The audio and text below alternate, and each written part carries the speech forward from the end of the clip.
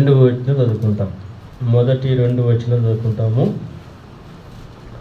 వారు యెరూషలేమునకు సమీపించి ఒలీవల కొండ దగ్గర బేతనీయ అను గ్రాములకు వచ్చినప్పుడు ఆయన తన శిష్యులతో ఇద్దరిని చూచి, మెజుటనున్న గ్రామునకు వెళ్ళుడి, అందులో మీరు ప్రవేశింపగానే కట్టబడి ఉన్న ఒక గాడిద పిల్ల కనబడును, దాని మీద ఏ మనుషుడును ఎప్పుడునూ కూర్చుండలేదు, దాన్ని విప్పి తోలుకొని రండి.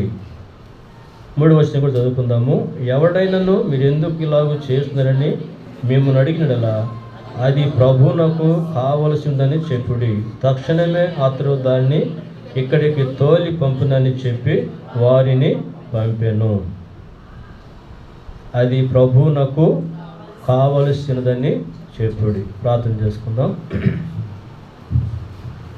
ప్రేమగల తండ్రి, కృపగలిగిన దేవా, నీకు వందనాలు చెల్లిస్తూ ఉన్నాము. నీ లేఖనాల్లో మాతో మాట్లాడుతూ వచ్చినందుకై స్తుతిస్తూ ఉన్నాము తండ్రి. మా ప్రభువా, మరి కట్టబడిన గాడిదను విప్పుటకు మీరు శిష్యులను పంపించారు, నీకు వందనాలు.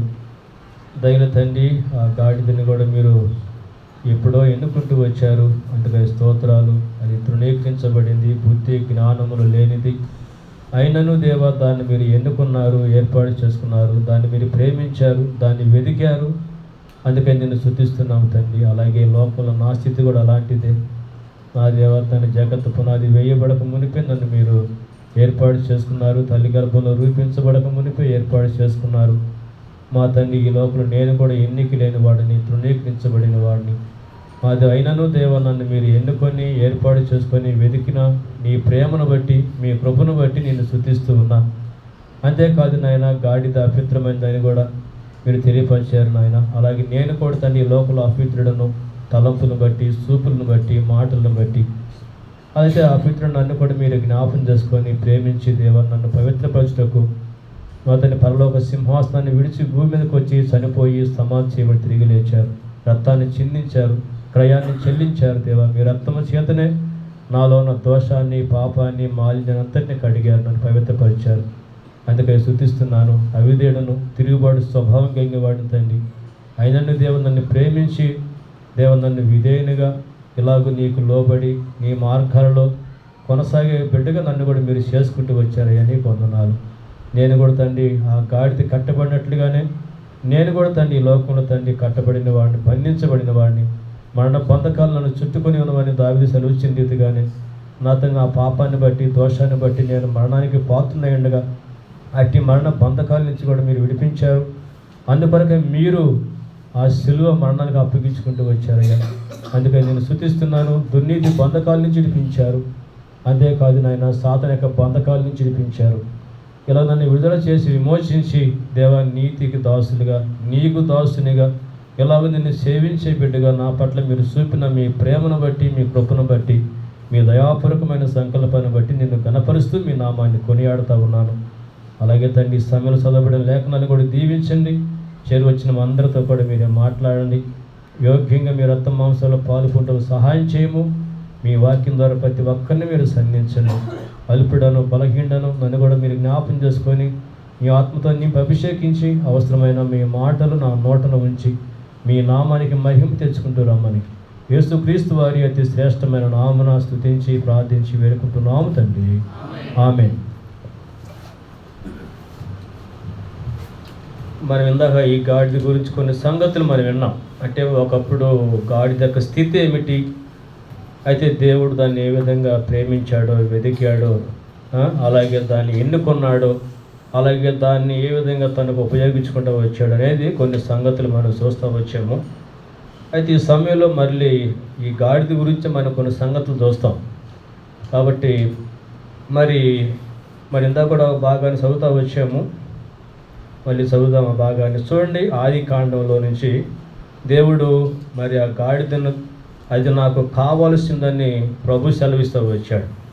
కాబట్టి అలాగే మనల్ని కూడా దేవుడు ఏమన్నా అంటే మీరు నాకు కావాలని ప్రభు కోరుకుంటా ఉన్నాడు. కాబట్టి అప్పుడు మనం అపవిత్రులమని, ఎన్నిక లేని వారమని, అలాగే అవిధేయులమని, తిరుగుబాటు స్వభావం కలిగిన వారమని మనం వింటూ వచ్చాము. ఇలాంటి మనల్ని ప్రభు ప్రేమించి రక్షించుకొని తనకు విధేయులుగా చేసుకొని ఇలాగా మరి ప్రభుని ఆరాధించి అనుభవంలోకి మన ప్రభు నడిపిస్తూ వచ్చాడు.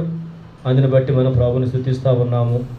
అయితే మరి ఈ సమయంలో ఒక భాగం చదువుదాము. మన చదువుకున్న భాగంలో నుంచి ఆది కాండము 16వ అధ్యాయము 12వ వచనాన్ని జ్ఞాపకం చేసుకుందాము. 12వ వచనం చూస్తే, అతడు అడవి గాడిద వంటి మనుష్యుడు, అతని చెయ్యి అందరికీ అందరి చేతులు అతనికి విరోధముగా ఉండును. అతడు తన సహోదరులందరిట నివసించునని వారి దానితో చెప్పగా. కాబట్టి ఇక్కడ చూస్తే ఇష్మాయేలు గురించి మాట రాయబడతా వచ్చింది. అతడు అడవి గాడిద వంటి స్వభావం కలిగినవాడు, అందరి చేతులు అతనికి అతని చేతులు అందరికీ విరోధంగా ఉన్నాయి. అంటే ఇక్కడ ఇందాక మనం వింటా వచ్చాము, ఈ యొక్క మరి అతని యొక్క స్వభావం, తిరుగుబాటు, అవిధేయత అనేది మనం చూస్తూ వచ్చాం. కాబట్టి ఈ సమయంలో ప్రభు మనల్ని ప్రేమించి మనల్ని హెచ్చరిస్తూ ఉన్నాడు. ఏమనంటే, ఒకవేళ నీ జీవితంలో రక్షణ అనుభవంలోకి రాలేకపోతే ఆ రక్షణ కొరకే ప్రభు మనతో మాట్లాడుతూ ఉంటాడు.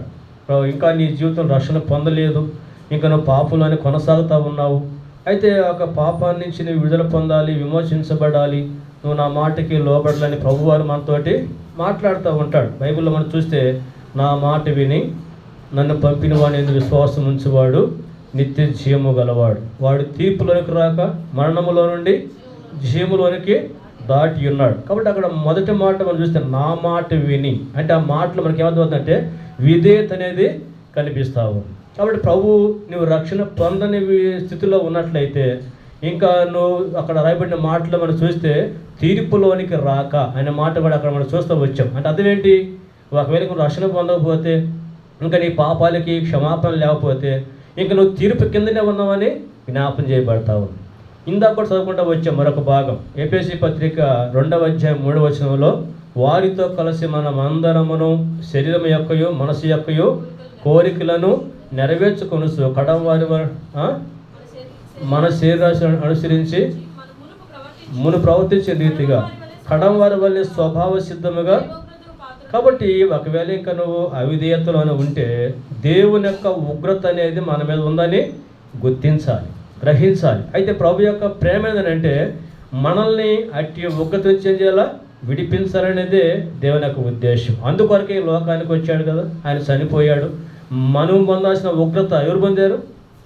ఆయన పొందాడు కదా. ఆ ఉగ్రత, ఆ శిలువ మరణాన్ని ఆయన పొందిన వాడిగా ఉన్నాడు. కాబట్టి ఒకవేళ మరి ఇక నీ జీవితంలో ఆ రక్షణ అనుభవంలోకి రాకపోతే, ప్రభు మన పట్ల కలిగిన ఉద్దేశం ఏంటంటే రక్షణ అనుభవంలోకి రావాలి. అంటే ప్రభు ఆయన క్రీస్తు చేసిన ఏం చేయాలా, విశ్వాసం ఉంచడం ద్వారాగా, ఆయన యొక్క రక్తం చేత కడగబడి పవిత్రపరచబడి, అలాగా మనము దేవుని యొక్క బిడ్డలంగా చేయబడటానికి అవకాశం ఉంది. ఇందాక మనం 2 చదువుకుంటూ వచ్చాం, ఎఫెసీ పత్రిక 2:3+, అలాగే ఎఫెసీ పత్రిక 5వ అధ్యాయము 5-6 వచనాల్లో చూస్తే ఆ 2 పదాలు ఉన్నాయి. ఏ పదం అంటే అవిధేయత పిల్లని, ఫుట్నోట్లో ఉంది అక్కడ కదా, చూశారు కదా.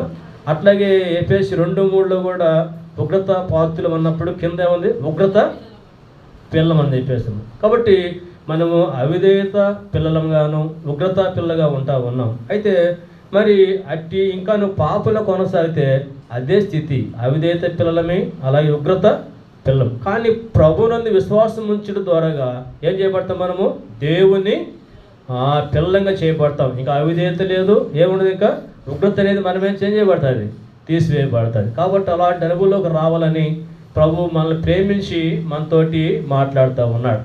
ఒక్కోసారి రక్షణ పొందినప్పటికీ కూడా ఎలాగుంటామంటే అవిధేయత, తిరుగుబాటు.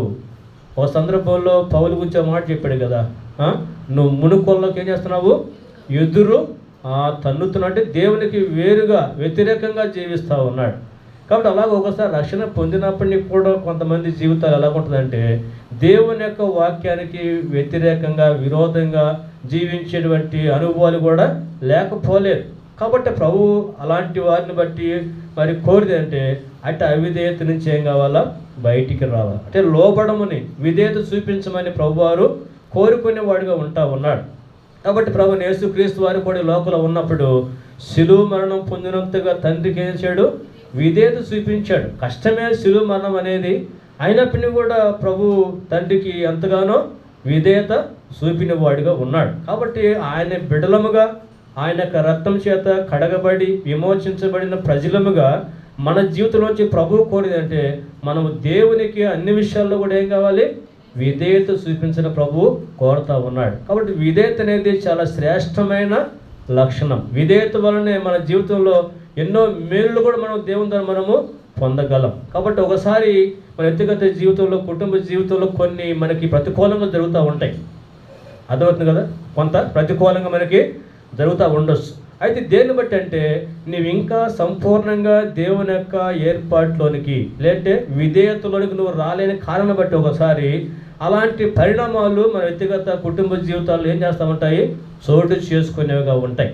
కాబట్టి గుర్తించాలి. ఒకసారి మనం ఏంటంటే మన యొక్క దృష్టి ఎలా ఉంటుందంటే ఇంకా నాకు ఆ మేలు జరగలేదు, నాకు ఇంకా ఆ కార్యం జరగలేదు, లేదంటే ఇంకా నా జీవితంలో ఈ కార్యం జరగలేదు, నాకు మేలు జరగటం లేదు, నాకు క్షేమం జరగట్లేదు చెప్పేసి మన దృష్టి అంతా కూడా వీటి మీద ఉంటుంది. కానీ మనము నేను ఎక్కడ దేవుని విషయంలో నేను తిరుగుబాటు చేస్తున్నాను, లోబడలేకపోతున్నాను, దేవునికి సంపూర్ణంగా విధేయత నేను చూపలేకపోతున్నాను అనేటువంటి ఆలోచనలకు మనం అనేసార్లు ఏం చేయలేకపోతూ ఉంటాం, రాలేకపోతూ ఉంటాం. అందుకే దేవుడు ఒకసారి మన విషయంలో కూడా నువ్వు ప్రార్థన చేస్తున్నావు మంచిదే, కానీ దేవుడు నీ యొక్క సమస్య నుంచి విడిపించే విషయం కానీ దేవుడు తీర్చలేకపోతున్నాడు. దేనికనంటే నువ్వు ఇంకా దేవుని యొక్క ఏర్పాటులోనికి, ఆయన యొక్క సంకల్పంలోకి మనం ఏం చేయాలా, రావాలి. చిన్న ఎగ్జాంపుల్ చెబితే హన్నా ఉంది. హన్నా జీవితాన్ని గురించి ఆలోచన చేస్తే ఆమె ఎంత ప్రార్థనాపరురాలు కదా, దేవుని చేత కృపను కూడా పొందింది. కాబట్టి ఎంతో సహనం కలిగింది. తన సవితైనటువంటి పెనిన్న కూడా ఆయా సందర్భాల్లో శోధించినా కూడా ఓర్చుకుందే కానీ తిరిగి ఆమె మీద చేయలేదు, ఆమె పోరాడలేదు కదా. అలాంటి మంచి సుగుణాలు ఆమెలో ఉన్నాయి. ప్రార్థన చేస్తుంది, ఆమెకు అక్కర ఉంది, ఏంటంటే సంతానం లేదు, అక్కర కూడా ఉంది ఆమెకి రియల్గానే, అంతేగాని దురాశయం కాదు. అయితే తను ఎంత ప్రార్థన చేస్తున్నా కూడా దేవుడు తను అక్కరేం చేయలేదు, తీర్చలేదు. బైబిల్ రాయబడిన మాట చూస్తే యెహోవా ఆమెకు సంతు లేకుండా చేశాను ఉంది కదా 5వ వచనంలో. కాబట్టి దేవుడే చేశాడు. అయితే ఒక సమయం వచ్చింది, అప్పటికే ఏదో దుఃఖపడతా ఉంది, బాధపడతా ఉంది, ఏడుస్తూ ఉంది, నెమ్మది లేదు, ఇలాంటి బాధాకరమైన పరిస్థితి గుండానే వెళ్తూ ఉంది ఆమె కదా. అయితే ఒక సమయం వచ్చింది, ఆమె ఏం చేసింది, నాకు మగపిల్లని ఇచ్చావంటే నేను నీకే నేను అప్పిస్తా అని చెప్పేసి మొక్కుబడి చేసుకుంటూ వచ్చిందన్నమాట. ఎప్పుడైతే దేవుని యొక్క ఏర్పాటులోనికి చిత్తంలోనికి వచ్చిందో ఏం చేశాడు దేవుడు, వెంటనే ఆమె గర్భాన్ని తెరిచాడు, అక్కర తీర్చాడు. ఆ రాయబడిన మాటలు మనం చూస్తే ఆనాటి నుండి నాకేం లేదు, దుఃఖం ముఖిగా ఉండుట. అప్పటిదాకా దుఃఖంతోనే ఉండింది. ఎంత ప్రార్థన చేసినా, ఎంతగా తన జీవితంలో మరి ప్రార్థించినా కూడా, యథార్థంగా ఉన్నా కూడా తన హృదయంలో దుఃఖంతోనే ఉంటా వచ్చింది. భోజనం కూడా తనకి చేయలేకపోతా వచ్చింది. ఎప్పుడైతే ఆయనకు ఏర్పాట్లోకి వచ్చిందో వెంటనే దుఃఖం ముఖాన్ని దేవుడు తీసివేసి ఆమె అక్కర దేవుడు తీర్చాడు. అట్లా మన జీవితంలో కూడా మరి దేవుని యొక్క ఏర్పాట్లోనికి రావాలని ప్రభువారు కోరుతూ ఉన్నాడు. కాబట్టి ఇక్కడ మనం చూస్తే ఇక్కడ అడవి గాడిద వంటి స్వభావం గురించి ఆలోచన చేస్తే మరి తిరుగుబాటు అనేది, అలాగే అవిధేయత అనేది కనిపిస్తూ ఉంది. ఒకవేళ మన జీవితంలో కూడా ఏ విషయంలో ప్రభుకి అవిధేయుడిగా ఉన్నావు, అవిధేయురాలుగా ఉన్నావు, తిరుగుబాటు చేస్తూ ఉన్నావు, ప్రభుని దుఃఖపెడతా ఉన్నాము, ఆ విషయాల గురించి మనం కూడా ఏం చేయాలో ఆలోచించాలి. ఒకసారి హగ్గయి గ్రంథంలో చూస్తే మీ ప్రవర్తన గురించి మీరు ఆలోచించరా అని హగ్గయి వాళ్ళకి తెలియజేస్తూ వచ్చాడు. అట్లాగే మన ప్రవర్తన గురించి మనం కూడా ఏం చేయాలా, ఆలోచించాలి. ఆలోచిస్తే అప్పుడు అర్థమవుతుంది ఎక్కడ మన ప్రభువుని దుఃఖపెడుతున్నాము, గాయపరుస్తున్నాం అని చెప్పేసి మనకు అర్థమవుతుంది. అప్పుడు నువ్వేం చేస్తామంటే సరి చేసుకుంటానికి, చక్కపరుచుకుంటానికి అవకాశం ఉంటుంది. కాబట్టి అలాగా మన వ్యక్తిగత జీవితాల్లో కూడా అట్టి విషయాల్ని సరి చేసుకొని చక్కపరుచుకొని మన కానీ దేవునికి లోబడితే ఖచ్చితంగా దేవుడు మన వ్యక్తిగత కుటుంబ జీవితాల తన కార్యాలు ఏం చేస్తాడు, జరిగించేవాడుగా ఉంటాడు. కాబట్టి ఆ విషయంలో మనం శ్రద్ధ చూపి అలా ముందుకు సాగాలని ప్రభు ఇక్కడ కోరుతా ఉన్నాడు. సరే, మరొక మాట కూడా చూద్దాము. చూడండి, సంఖ్యాకాండంలో నుంచి మాట చదువుదాము. సంఖ్యాకాండంలో నుంచి చూద్దాము 22వ అధ్యాయం. సంఖ్యాకాండము 22వ అధ్యాయంలో ఇక్కడ కూడా మనకు తెలిసిన గాడిదే. ఇక్కడ కొన్ని సంగతులు మనం కూడా సంఖ్యాకాండము 22వ అధ్యాయము 28వ వచనం. సంఖ్యాకాండము ఆ యెహోవా ఆ గాడిదకు వాకునిచ్చిన కనుక అది కొట్టితివి, నేను ఏమి చేస్తున్నానని బిలాము తన్నాడు. కాబట్టి ఇక్కడ మనకు తెలిసిన సంగతి, బిలాము ఏం చేస్తూ ఉన్నాడు, ఇశ్రాయేలు ప్రజలను శపించడానికి బయలుదేరి వెళ్తూ ఉన్నాడు. కానీ మరి ఇశ్రాయేలు ప్రజలు ఎవరు? దేవుని చేత వాళ్ళు ఆశించబడిన వారు, దీవించబడిన వారు, ఎన్నుకున్నవాడు, ప్రేమించిన వాడు. అలాంటి ప్రజలను శపిస్తానికి వెళ్తుంటే దేవుడు చూస్తూ ఉంటాడా? కాదు కదా. కానీ ఇక్కడ పోనీ ఈ బిలాము చూస్తే, బిలాము ఎవరు? ఈయన ప్రవక్తే కదా. అయినా కూడా దేవుని యొక్క బిడ్డలు శపించడానికి వెళ్తూ ఉన్నాడు. అంటే దేవుని యొక్క చిత్తానికి వేరుగా తను ముందుకి వెళ్తూ ఉన్నాడు. అయితే దేవుడు ఏం చేస్తూ వచ్చాడంటే అక్కడ మరి దూతను కూడా పంపిస్తూ వచ్చాడు. చూడండి, అదే కదా. అతను వెలుచుండగా రగులు కొనెను, త్రోవలో నిలిచెను, పోచుండగా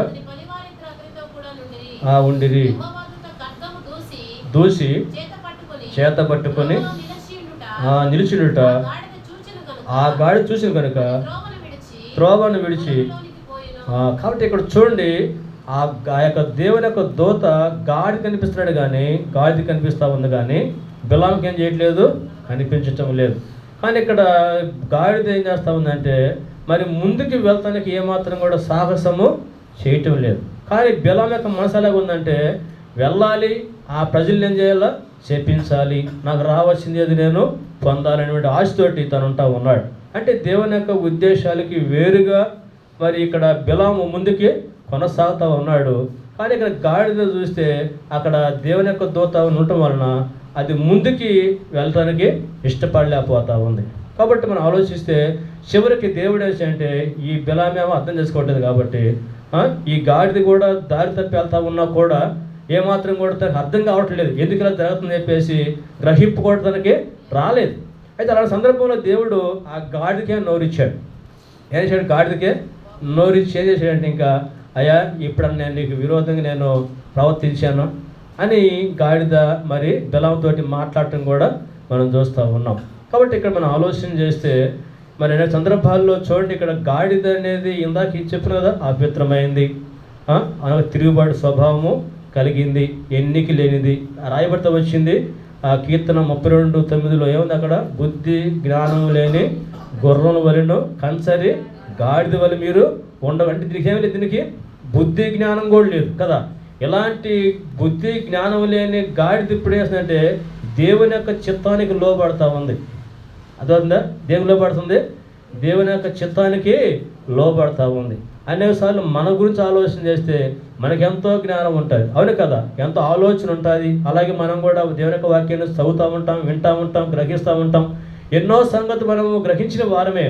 అయినా కూడా అనేక సందర్భాల్లో దేవుని యొక్క చిత్తానికి వేరుగా మనం కూడా ప్రవర్తించే వారంగా ఉండొచ్చు, మాట్లాడే వారంగా ఉండొచ్చు, అలా ప్రభుని దుఃఖపెట్టే వారంగా మనం కూడా ఉండవచ్చు. కాబట్టి మనం ఆలోచించాలి. ఇక్కడ చూడండి, గాడిద ఏం చేయట్లేదు, ముందుకి వెళ్ళటం లేదు. కాబట్టి దేవుని యొక్క ఉద్దేశానికి అది కూడా ఏం చేస్తుందంటే లోబడతా ఉంది. చివరికి దేవుడు చూడండి గాడిద చేత బిలాంకి ఏం చెప్పించాడు? బుద్ధి చెప్పించాడు. నోరు లేని గార్భతం, నోరు లేని ఆ యొక్క గాడిద చేత బిలాంకి బుద్ధి చెప్పిస్తూ వచ్చాడు. కాబట్టి ఈ లోకల చూడొచ్చు, ఒక సందర్భంలో పేతురు విషయంలో కూడా కోడి కుయ్యంగానే వచ్చింది, పేతురికి పశ్చాత్తాపం వచ్చింది, గుర్తొచ్చింది, ప్రభు చెప్పిన మాటలు గుర్తొచ్చాయి కదా. అట్లా కొన్ని జంతువుల్ని కూడా దేవుడు ఈ లోకంలో నేత వచ్చాడు, వాడుకొని ఆయన యొక్క నామాన్ని నేత వచ్చాడు, మహింపచ్చుకుంటూ వచ్చాడు. కాబట్టి ఇక్కడ చూస్తే మరి ఇక్కడ దేవుని యొక్క చిత్తానికి మరి గాడిద అనేది ఇక్కడ లోబడేదిగా ఉంటా ఉంది. కాబట్టి ఈ లోకంలో ఒకసారి అయితే బిలాము ఎంత కొట్టినా, దాన్ని తిట్టినా, దాన్ని ఎంత గాయపరిచినా కూడా అది ఏమాత్రం కూడా దేవుని యొక్క చిత్తానికి వేరుగా ముందుకి వెళ్ళలేకపోతూ వచ్చింది. ఈ లోపల మనల్ని కూడా దేవుని యొక్క చిత్తానికి వేరుగా ప్రవర్తించడానికి కొరకై ఎంతోమంది మనల్ని కూడా ఏం చేస్తూ ఉంటారు? బలవంతం చేస్తూ ఉంటారు. బైబిల్లో మనం చూస్తే మొర్దెకై గురించి మనం చూస్తే మొర్దెకై విషయం తెలిసిందే కదా. ఎందుకంటే మొర్దెకై హామానికి ఏం చేయలేకపోతున్నాడు? వంగకయు నమస్కరింపకయు ఉంటా వచ్చాడు. కాబట్టి మళ్ళీ మొర్దెకైతో ఉన్నటువంటి సహ ఉద్యోగస్తులు ఏం చేస్తున్నారంటే మేము సాగిలి పడుతున్నాం కదా, నువ్వు కూడా సాగిలి పడి అతనికి నమస్కారం చేయొచ్చు కదా అని చెప్పేసి బలవంతం చేస్తూ వచ్చారు. కొంత మేము చేస్తున్నాం కదా, ఎందుకు అతనితో నువ్వు వివాదం పెట్టుకుంటావు అని చెప్పేసి కొంత బలవంతం అనేది చేయటం కూడా ఆడ మనం చూస్తూ ఉన్నాం. అయితే నువ్వెందుకు చేయట్లేదు అని నిలదీశారు రోజు. ఎవరిని? మొర్దెకైని. అప్పుడు ఆ మాట చెప్పాడు. మొదటి ఏం చెప్పాడు? నేను యూదుడు కనుక ఆ పని చెయ్యజాలను. ఎందుకంటే యూదులు దేవునికి తప్ప ఈ లోకంలో ఏ మనిషిని కూడా వాళ్ళు సాగిలి పడరు, మోకరించరు అన్నమాట. అంటే ఎంత బలవంతం చేసినా కూడా దేవుని యొక్క ఉద్దేశానికి లేదంటే దేవుని యొక్క వాక్యానికి కట్టుబడి తను జీవించిన వాడిగా ఉన్నాడు. అంటే రాజీ పడలేదు. ఒక పక్క తనతో పనిచేసేటువంటి వారు కూడా కొంత చెప్పినా కూడా ఏం కాలేదు, వాళ్ళకి రాజీ పడలేదు. కాబట్టి ఈ లోకంలో కూడా ఒకసారి మనం కూడా ఇలాంటి పరిస్థితులు వస్తూ ఉంటాయి. ఒకసారి కొన్ని కార్యక్రమాలు జరిగించేటప్పుడు మనం కూడా బంధువులు స్నేహితుల్లో మనల్ని కూడా వేస్తూ ఉంటారు, బలవంతం చేయొచ్చు. కానీ మనం కూడా ఏం కాకూడదు, దేవుని యొక్క వాక్యానికి మనము లోబడి జీవించాలి. కానీ దేవుని యొక్క వాక్యానికి వేరుగా మనం ఏం చేయకూడదు, లోబడకూడదు. కాబట్టి ఇక్కడ మనం చూస్తూ ఉన్నాం. అట్లాగే మనం మరొక వ్యక్తి కూడా చూస్తే చూడండి, 1వ సమూయేలు గ్రంథము 24వ అధ్యాయంలో ఒకసారి మరి ఇక్కడ ఈ సందర్భం కూడా మనకు తెలిసిందే. మరి సౌలు రాజు దావీదును చంపడానికి ఎన్నో ప్రయత్నాలు చేస్తూ ఉన్నాడు. ఆ చేసే ప్రక్రియలోనే ఒకరోజు మరి దావీదును చంపడానికి కొంతమంది సైన్యం తీసుకుని వచ్చాడు. వచ్చిన తర్వాత అతను గృహలోకి వెళ్ళాడు శంఖాన్ని ఒత్తికని. వెళ్ళినప్పుడు చూడండి 1వ సమూయేలు 24వ అధ్యాయం 1వ సమూయేలు 24వ అధ్యాయంలో అక్కడ ఆ గృహలోకి వెళ్ళినప్పుడు ఆ గృహలో ఎవరున్నారు, దావీదును అతని యొక్క జిల్లందరూ కూడా ఆ గృహలో ఉన్నారు. గృహలో ఉంటే మరి సౌలుకి ఏమో వీళ్ళు కనిపించట్లా, ఎందుకంటే గృహలో చీకటి కదా, వీళ్ళు కనిపించట్లేదు అన్నమాట. కానీ దావీదుకి తన జల్లుకేమో సౌలు బాగా స్పష్టంగా కనిపిస్తూ ఉన్నాడు. ఆ సందర్భంలో కూడా వీళ్ళు అంటున్నారు, చూడండి అక్కడ 24వ అధ్యాయము 4వ వచనం చదువుతాం. దావీదు జనులు, అదిగో నీ దృష్టికి ఏది మంచిదో అది నువ్వు అతనికి చేయనట్లు నీ శత్రువుని నీ చేతికి అప్పగింతునని యెహోవా నీతో చెప్పిన దినము వచ్చినని అతనితో అనగా, దావీదు లేచి వచ్చి సౌలునకు తెలియకుండా అతని పై వస్త్రము చెంగును కోసెను. సౌలు పై వస్త్రము తాను కోసినని దావీదు మనస్సు నొచ్చి, ఇతడు యెహోవా చేత అభిషేకం నొందిన వాడు కనుక యెహోవా చేత అభిషిక్తుడైన నా ప్రభువునకు నేను ఈ కార్యము చెయ్యను, యెహోవాను బట్టి అతను నేను సంపనని తన జనులతో చెప్పారు. చూసారు కదా, జనులేమో బలి చెబుతా ఏమని, చూసుకో దేవుడు నీ శత్రువుని నీ చేతికే అప్పగించేశాడు, ఇంకెందుకు ఆలోచన చేస్తున్నావు, వెళ్ళు అని ఇలా మాట్లాడుతూ ఉంటే, కానీ దావీదు మాత్రం దేవుని యొక్క వాక్యానికి దేవుని యొక్క ఉద్దేశానికి లోబడతా ఉన్నాడు. అది కదా చివరిలో మాట చెప్పాడంటే, చూడండి ఒక వస్త్రపు చెంగును అట్లా కట్ చేసినందుకే ఎంతో బాధపడుతూ వచ్చాడు. ఎందుకంటే దేవుడి చేత అభిషేకించబడిన వాడిని అక్కడ చూడండి 2వ అధ్యాయంలో 6వ వచనం చూస్తే అక్కడ అంటాడు కదా, యెహోవా చేత అభిషేకితుడైన నా ప్రభువునకు నేను ఈ కార్యం చేయను, యెహోవాను బట్టి అతను నేనేం చేయను సంపనని జనులతోటి చెప్పాడు. ఎంత బలవంతం చేసినా కూడా జనులు ఏం కాలేదు, లోపడలేదు. కాబట్టి ఏమో రాజీ పడలేదు. అట్లా మనం ఈ లోకంలో ఒకసారి దేవునికి వేరుగా మరి దేవుని యొక్క చిత్తానికి వేరుగా మళ్ళీ కూడా కొంతమంది మళ్ళీ ప్రేరేపించరుకుంటారు. అయితే అలాంటి వ్యక్తులకి మనం కూడా ఏమాత్రం కూడా లోబడకూడదు, రాజీ పడకూడదు. మనం దేవుని యొక్క వాక్యానికి లోబడి దేవుని కోసం ఈ లోకంలో జీవించవలసిన వారు. ఇలాగే ఇంకో సందర్భంలో కూడా 3000 మంది వస్తాడు సౌలు, ఎవరిని దావీదు చంపడానికి. వచ్చినప్పుడు కూడా మరి నాతో ఎవరు వస్తారంటే అభిషేక్ అన్నాడు, నేను నీతో కూడా వస్తానని చెప్పాడు. చెప్పినప్పుడు ఇద్దరుగా వెళ్ళారు దండ్లోకి. అందరూ కూడా హ్యాపీగా నిద్రపోతూ ఉన్నారు. నిద్రపోతూ ఉంటే అప్పుడు అభిషేక్ అంటాడు, నువ్వు కానీ ఒక అవకాశం ఇచ్చావంటే ఈడుతో వేస్తాను నేలకి పొడుస్తానని చెప్పేసి అంటాడు. అప్పుడు అంటాడు, యెహోవా చేత అభిషేకించబడిన వాడిని చంపి యెహోవా దృష్టికి నిర్దోషి ఒకట ఎవరికి సాధ్యం.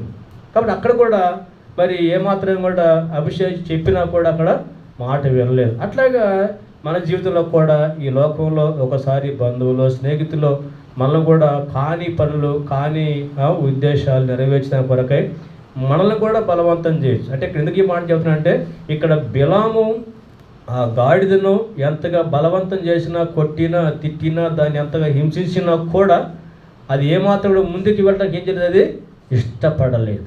అట్లా మనం కూడా దేవుని యొక్క వాక్యానికి, దేవుని యొక్క ఉద్దేశాలకి, దేవుని యొక్క చిత్తానికి మనం కూడా ఏం చేయాలా, కట్టుబడి లోబడి జీవించాలి. కానీ ఏమాత్రం కూడా లోకస్తులతో లోక సంబంధమైన వారితో ఏం చేయకూడదు, మనము రాజీ పడకూడదు. వారి మాటకి మనము సమ్మతి ఇచ్చకుండా ఈ లోకంలో మనం కూడా జీవించాలి. అంటే ఒక రకంగా ప్రత్యేకమైన జీవితం మనం కూడా ఏం చేయాలా, జీవించవలసిన వారు. ఆ విధంగా మరి మన పట్ల కూడా దేవుడు ఉద్దేశాన్ని కలిగి ఉంటా ఉన్నాడు. అందుకనే ఆ మాట మనం చూస్తే 2వ కొరింథీ పత్రిక 6వ అధ్యాయంలో ఒక మాట మరి జ్ఞాపం చేసుకుందాము. చూడండి, 2వ కొరింథీ పత్రిక 6వ అధ్యాయము, 2వ కొరింథీ పత్రిక 6వ అధ్యాయము 17-18 వచనం చదువుదాం. 2వ కొరింథీ పత్రిక దేవుని ఆలయమునకు ఏం పొందిక మనము జీవగల దేవుని ఆలయమై ఉన్నాము, అందుకు దేవుడిలా సెలవిస్తున్నాడు, నేను వాళ్ళు నివసించనిత్తును, నేను వారి దేవుడిని అయిందును, వారు నా ప్రజలైందురు, కావున మీరు వారి మధ్య నుండి బయలువెడలి ప్రత్యేకముగా ఉండి అపవిత్రమైన దాన్ని ముట్టగడని ప్రభువు చెప్పుచున్నాడు. మరి నేను మిమ్మల్ని చేర్చుకుందును, మీకు తండ్రిని అయ్యిందును, మీరు నాకు కుమారులు కుమార్తెలు అయ్యిందురని సర్వశక్తి గల ప్రభువు చెప్పుచున్నాడు. ఆ మాట చూడండి, కావున మీరు వారి మధ్య నుండి బయలువెడలి ప్రత్యేకముగా ఉండుడి. కాబట్టి అలాంటి ప్రత్యేకంగా మనం ఈ లోకంలో జీవిస్తేనే ఆ కింద కొన్ని చెప్పాడు. అలా ఉంటే ఏంటంట, మీకు తండ్రిని అయ్యిందు, నేను మిమ్మల్ని చేర్చుకొందును, మీకు తండ్రిని అయ్యిందును, మీరు నా కుమారులను కుమార్తెలు అయ్యిందురని సర్వశక్తి గల ప్రభువు చెప్పుచున్నాడు. అప్పుడే మనం ఆయన కుమారులం, అప్పుడే ఆయన కుమార్తెలం. అంతేగాని మనం లోకంతో రాజీ పడి లోక సంబంధం వాటితో మనము సంబంధం కలిగి జీవిస్తూ ఉంటే మనం ధైర్యంగా చెప్పలేడు దేవుడు, ఎవని, నా కుమారుడు, నా కుమార్తె, నాకు చెందినవారు అని ప్రభు మన గురించి ఏం చేయలేడు, సాక్ష్యాన్ని ఇవ్వలేడు. కాబట్టి ఈ లోకంలో ఎంత పవిత్రంగా పరిశుద్ధంగా నీతిగా అలాగే మనం ప్రత్యేకంగా ఈ లోకంలో జీవించాలనేది దేవుని యొక్క ఉద్దేశం అయి ఉంటా ఉంది. కాబట్టి ఇక్కడ మనం చూస్తాం, మళ్ళీ అవిధేయత తిరుగుబాటు ఉంటే మనం క్షమాపణ కోరుకోవాలి.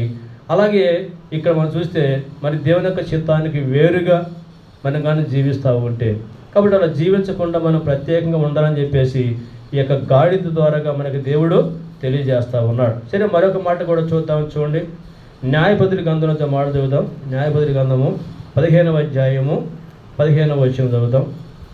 న్యాయపత్రిక గ్రంథము 15వ అధ్యాయము 15-16 వచనాలు మనం చదువుకుంటాము.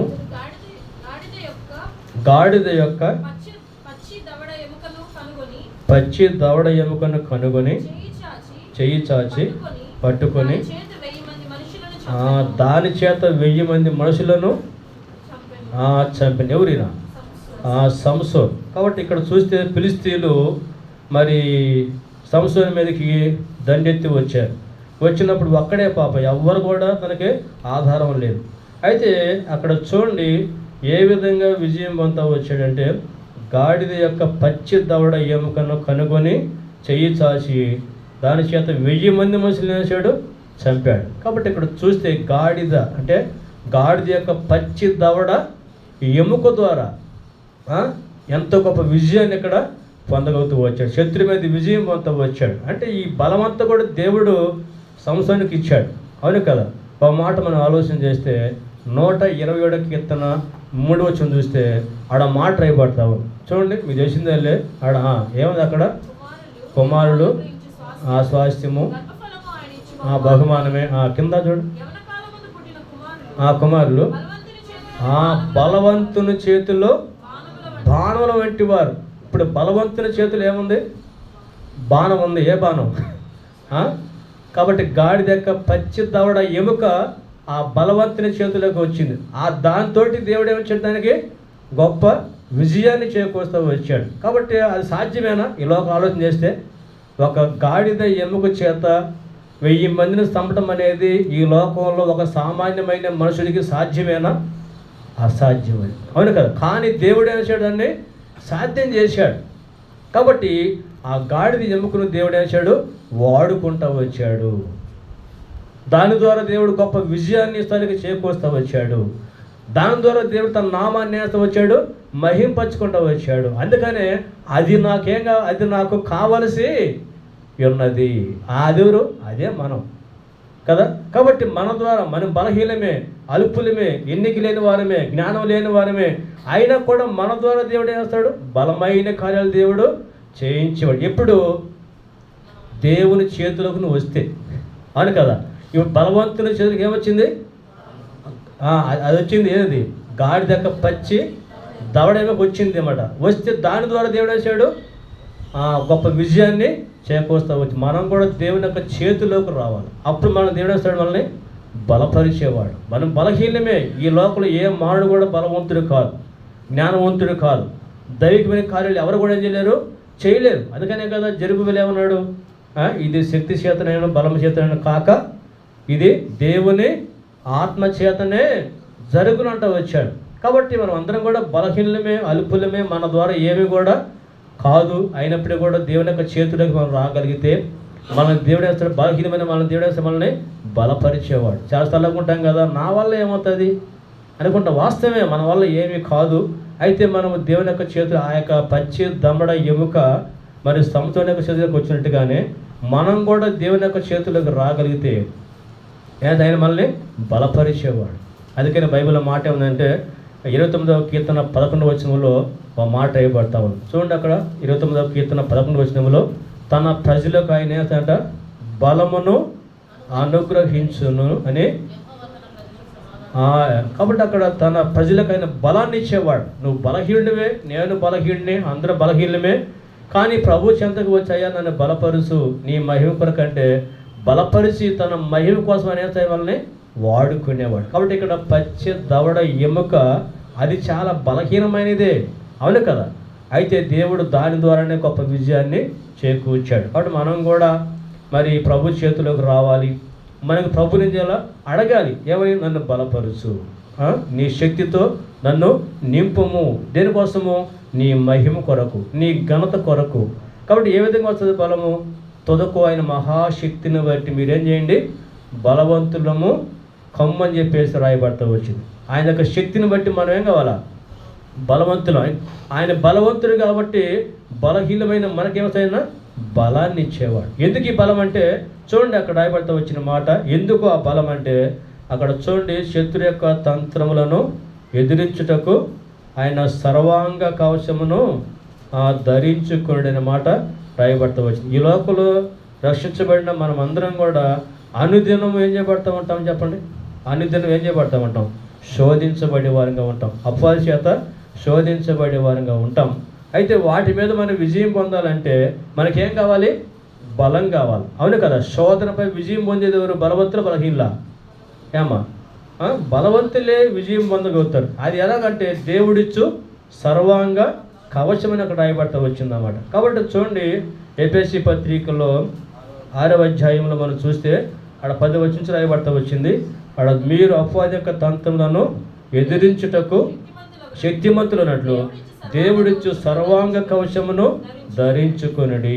కాబట్టి సర్వాంగ కవచం ఏంది? చూడండి కిందగా అక్కడ చూస్తే, ఏలనగా మనం పోరాడేది శరీరంతో కాదు కానీ ప్రధానులతోనూ అధికారులతోనూ ప్రస్తుత అంధకార సంబంధులకు లోకనాథులతో ఆకాశ మండలమందున దురాత్మల సమూహముతోనూ మనం పోరాడుతున్నాం. అందుచేత మీరు ఆపత్తిన మందు వారిని ఎదుర్చుటకు సమస్తము నెరవేర్చిన వారై నిలబొట్టకును శక్తిమంతులు ఉన్నట్లు దేవుడిచ్చు సర్వాంగ కవచమును ధరించుకొనుడి. అదేంటంటే చూడండి, నడుమునకు సత్యమును దట్టి కట్టుకొని నీతిను మైమరువు తొడుక్కొని పాదములకు సమాధాన సువార్త వలన సిద్ధ మనసులను జోడు తొడుక్కొని నిలువబడి ఇవన్నీ కాక విశ్వాసమును డాలు పట్టుకొనుడి. దుష్టుని అగ్నిభావాన్ని ఆర్పుటకు శక్తిమంతులవుదురు. మరియు రక్షణ అయిన శిరస్త్రానము దేవుని వాక్యమును ఆత్మ ఖడ్గమును ధరించుకొనుడి. ఇవన్నీ మనకి ఏది? విశ్వాసమనే డాలు, నీతనే మైమరుపు, అలాగే సత్యమనే దట్టి ఉండాలి, అలాగే మనకి ఇంకా వాక్యం అనే ఖడ్గం ఉండాలి, అవును కదా. ఇవన్నీ మనం కలిగి ఉండటం ద్వారాగా మన జీవితంలో ఏం చేస్తామంటే శత్రువు మీద మనం ఏం చేయగలుగుతాము? విజయాన్ని పొందగలుగుతాం. ఈనాడు ఎందుకు నువ్వు ఓడిపోతున్నావు అంటే నీకు సర్వాంగ కవచం లేదని చెప్పాలి. నీ దగ్గర సత్యం లేదు, విశ్వాసం లేదు, వాక్యం లేదు, అవును కదా. ఏం లేదు? వాక్యం లేదు. దావీదు ఏమన్నాడు? 119వ కీర్తనలో ఏమన్నాడు దావీదు? 11వ వచనంలో, నీ ఎదుట నేను పాపం చేయకున్నట్లు నా హృదయంలో నీ వాక్యమును ఉంచుకొని ఉన్నాను. కాబట్టి వాక్యం మన హృదయంలో ఉంటే ఏం చేస్తామంటే శత్రువు మనం ఏం చేస్తామంటే మనం విజయాన్ని పొందగలుగుతాం. ఈనాడు ఎందుకు ఓడిపోతున్నామంటే వాక్యాన్ని వింటున్నాము, చదువుతున్నాం, కానీ దాని హృదయంలో ఏం చేయలేకపోతుంది, దాన్ని భద్రం చేసుకోలేకపోతా ఉన్నాం కదా. మనకు తెలుసు వాక్యము. కాబట్టి మనకు అలాగే ప్రభువు యేసుక్రీస్తు వారు కూడా వాక్యం ద్వారానే శత్రువు మీద ఏం పొందాడు? విజయాన్ని పొందుతూ వచ్చాడు. కాబట్టి అలాగే మన జీవితంలో ఈ యొక్క సర్వాంగ కవచాన్ని మనం ధరించుకోవటం ద్వారాగా మనం బలవంతులంగా చేయబడతాం. దుష్టుని యొక్క అగ్ని బాణాలు ఏం చేస్తాం, మనము ఎదిరించగలుగుతాము. అలాగే మనం విజయం పొందడానికి ఇవన్నీ మనం ఏం చేయాలా, ధరించుకోవాలి. విశ్వాసం మనం కలిగి జీవించాలి. అప్పుడే మనము బలవంతులుగా ఉండి శత్రువైన అపవాది యొక్క తంత్రాలపై మనం విజయాన్ని పొంది ప్రభు కొరకు మనం సాక్షులుగా ఈ లోకంలో జీవించగలుగుతాం. ఆయా సందర్భాల్లో ఓడిపడగల కారణం ఏంటంటే ఈ సర్వాంగ కవచం మన జీవితంలో లేని కారణం బట్టి. కాబట్టి ధరించుకో, ప్రభునికి ఇవ్వాలని దేవుడు ఇష్టపడతా ఉన్నాడు. నేను బలవంతునిగా చేయాలని దేవుడు ఇష్టపడతా ఉన్నాడు. ఇంకా మనం ఆలోచన చేస్తే దేవుని యొక్క వాక్యంలో మనం ఇంకా ఇంకో మాట కూడా చూడవచ్చు. దానికి అందులో మాట ఏంటంటే, మరి అక్కడ మాట ఇవ్వబడతా ఉంది. అక్కడ చూడండి, తమ దేవుని ఎరుగువారు బలము కలిగి గొప్ప కార్యములు. ఎందుకు బలం అంటే శత్రువు విజయవంతమే కాదు, నీ చేత దేవుడు చేయకుంటాడు, బలమైన కార్యాలు దేవుడు చేయించాలని దేవుడు ఇష్టపడతా ఉన్నాడు. కాబట్టి చూడండి, సంస్థను కూడా సామాన్యుడే, ఆయనే పెద్ద గొప్పడేం కాదు. కానీ దేవుడికి ఏమిచ్చాడు, తన శక్తిని ఇచ్చాడు. అట్లాగా ఆ విధంగా బలం పొంది ప్రభు కొరకు ఆయన ఏం చేసి ఈ లోకంలో జీవిస్తూ వచ్చాడు. అట్లాగే మనం కూడా బలహీనమే. మనకెందుకు బలం ఇస్తాడంటే ప్రభు కొరకు మనం బలమైన కార్యాలు చేయాలని చెప్పేసి దేవుడు మనకి శక్తిని ఇస్తా ఉన్నాడు. కాబట్టి అందుకే ఆడమాట, అది నాకు కావలసి ఉన్నది. చూసారా, అట్లాగే మనల్ని కూడా దేవుడు కోరుకుంటా ఉన్నాడు, నువ్వు నాకు కావాలి. కాబట్టి నువ్వు బలహీనుడివే, జ్ఞానం లేదు, అయినప్పుడు కూడా నువ్వు నాకు కావాలి, నిన్ను బలపరిచి నా మహిమ కొరకు నిన్ను వేస్తే నేను వాడుకుంటాను. ఈ లోకంలో నీ ద్వారా నా నామాన్ని వేస్తే నేను ఘనపరుచుకుంటాను, మహింపరుచుకుంటాను చెప్పేసి దేవుడు మనతోటి మాట్లాడుతూ ఉన్నాడు. ఆనాడు సంసోను అయితేనేమి, ఇంకా మిగతా వాళ్ళందరూ దానియేలైనా దావీదైనా అనేకులు కూడా, వాళ్ళందరూ కూడా బలవంతులేమి కాదు, జ్ఞానవంతులేమి కాదు.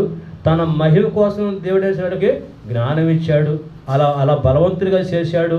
అలాగ వారిని వాడుకుంటూ వచ్చాడు. అవునా కదా? కాబట్టి అలాగే మన జీవితంలో కూడా బలం అంటే ఏంటంటే భౌతికమైన బలం కాదు, అవునా, విశ్వాసం. అవునా, దేవుని పట్ల మనకి విశ్వాసంతో జీవించటము, దేవుని యొక్క వాక్యానికి లోబడి జీవించటము, ఇలాగ మనము చేసుకున్న తిరుమలకు లోబడి జీవించటమే గొప్ప బలం. కాబట్టి అలాగా మన జీవితంలో మరి ఇక్కడ చూడండి, ఈ గాడిద యొక్క పచ్చి దవడ ఎముక చేత దేవుడు ఎంత వచ్చాడు, తన నామాన్ని మహింపరుచుకుంటూ వచ్చాడు. సరే, మరొక మాట కూడా మనం చూద్దాము. చూడండి, దేవుని యొక్క వాక్యంలో నుండి మరి ఒక మాట చూద్దాం. యెషయా గ్రంథం నుంచి మాట చూద్దాం. యెషయా గ్రంథము 1వ అధ్యాయం. యెషయా గ్రంథము 1వ అధ్యాయము. యెషయా గ్రంథము మనకు తెలిసిన మాటే. 3వ వచనం చదువుదాం. యెషయా గ్రంథం 1:3. ఎద్దు తన కామందును ఎరుగును, గాడిద సొంత వాని దొడ్డి తెలుసుకొనును.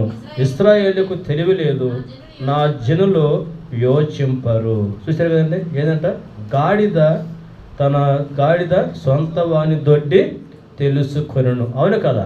నేను ఈ మధ్య ఊరికి వస్తూ ఉన్నాం బండి మీద, అటు కావలి నుంచి లింగసముద్రం రోడ్డు, అది వస్తూ ఉంటే మంచి మెయిన్ రోడ్డు మీదే 2 టైర్ బండ్లు, మనుషులు ఎవరు లేరు వాటి మీద, అవే వస్తూ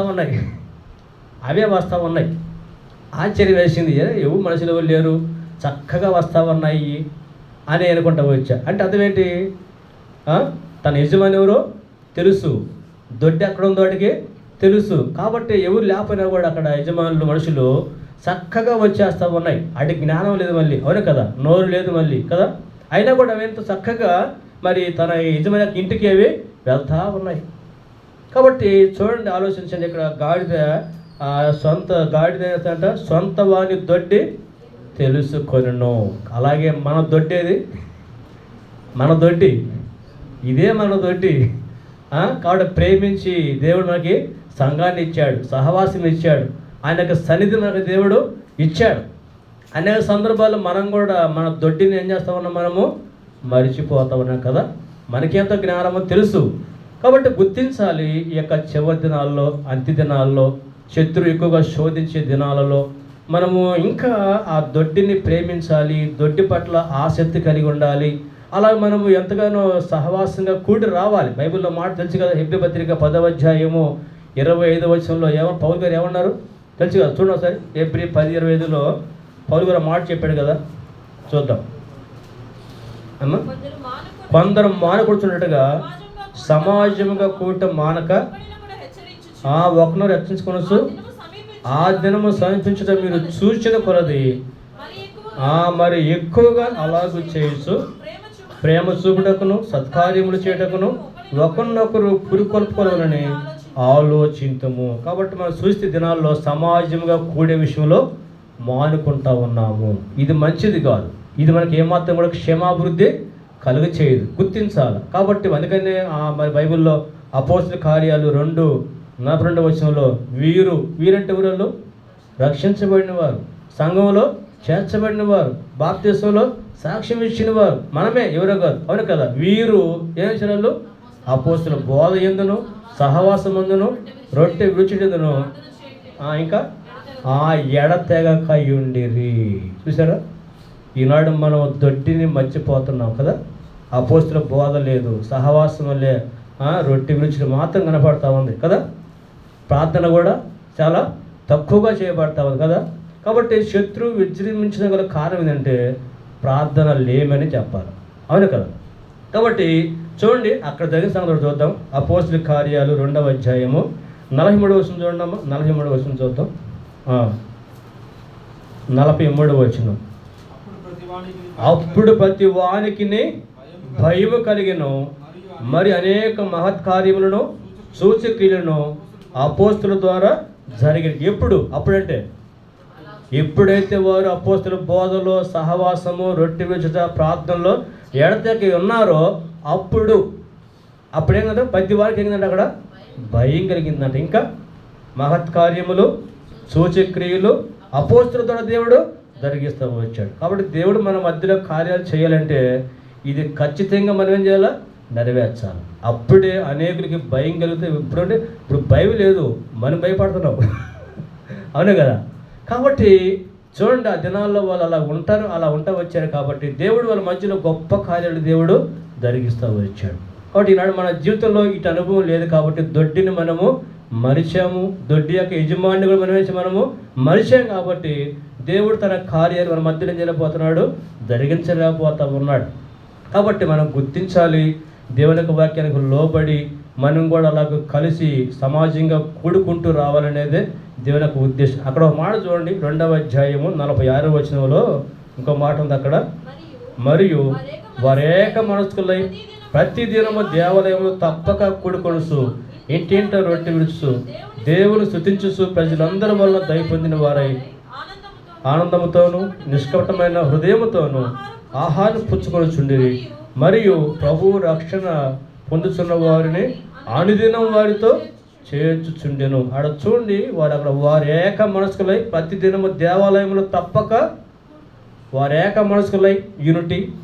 రెండోది, ప్రతి దినం కూడా వాళ్ళేస్తున్నట్టు దేవాలయంలో తప్పక కూడుకుంటూ ప్రభును స్తుతిస్తూ ఇలాగా దేవుని యొక్క సన్నిధిని, సహవాసం వల్ల అనిపిస్తూ వచ్చారు. కాబట్టి చివరిలో ఏమైనా అక్కడ అనుదినము, అక్కడ చూడండి, అనుదినము ప్రభువు రక్షణ పొందుతున్న వారిని అనుదినము వారితో చేర్చుచుండెను. అలాగే దేవుడు కార్యాలు చేస్తూ వచ్చాడు. కాబట్టి తప్పు దేవుడిది కాదు, ఎవరిది? మందే తప్పు. దొడ్డి పట్ల ఏమిటి? మనకేం లేదు, ఆసక్తి లేదు. చూసారా, గాడిద సొంత వాని దొడ్డె ఎరిగింది. మనం ఎరుగుతున్నావా? ఆదివారం నుంచి మళ్ళా ఆదివారం మధ్యలో దొడ్డి విషయంలో మనకి ఎలాంటి పట్టింపు, బాధ్యత, ఆసక్తి అనేది కలిగి మనం జీవించలేకపోతున్నాం. కారణం ఏంటంటే లోక సంబంధమైన వ్యాపకాలు, అలాగే ఇంకా అనేకమైన వాటి మీద మన దృష్టి మలుతా ఉంది. కాబట్టినే మనం రాలేకపోతున్నాం, అంతే కదా. కాబట్టి మన జీవితంలో గుర్తించాలి. చూడండి, అది గాడిద నోరు లేదు కదా. అలాగే మన జీవితంలో మనకి ఎంతో జ్ఞానం ఇచ్చాడు, రక్షించుకున్నాడు, దేవుని చేత ఎంతో మేలు పొందాం. ఇంకో మాట జ్ఞాపం చేస్తా, అంటే ఎందుకు మరుస్తున్నామంటే ఒక మాట చూడండి. హోషే గ్రంథం చూడండి ఒకసారి. హోషే గ్రంథం 13వ అధ్యాయంలో ఒక మాట రాయబడతాము. హోషే గ్రంథము 13వ అధ్యాయము 5వ వచనం చదువుదాం. 5వ వచనం. హోషే గ్రంథము 13వ అధ్యాయము. మహా ఎండక నేను చూడండి. హోషేయ గ్రంథము 13వ అధ్యాయం 13వ అధ్యాయంలో 6వ వచనం చదువుతాం. 6, 7 వచనాలు. తరువాత వారికి మేత దొరకగా వారు తిని తృప్తి పొంది గర్వించి నన్ను మరచిరి. ఇప్పుడు చెప్పండి మీరు ఆన్సర్ మీరు చెప్పాలి ఇప్పుడు. ఎందుకు మర్చిపోయారు వాళ్ళు? వారు తిని తృప్తి పొంది గర్వించి ఏం చేయడంలో నన్ను మరచిరి. కాబట్టి సమృద్ధి ఏం చేస్తుంది? దేవుని యొక్క సన్నిధిని, సహవాసాన్ని మరిచే విధంగా చేస్తుంది.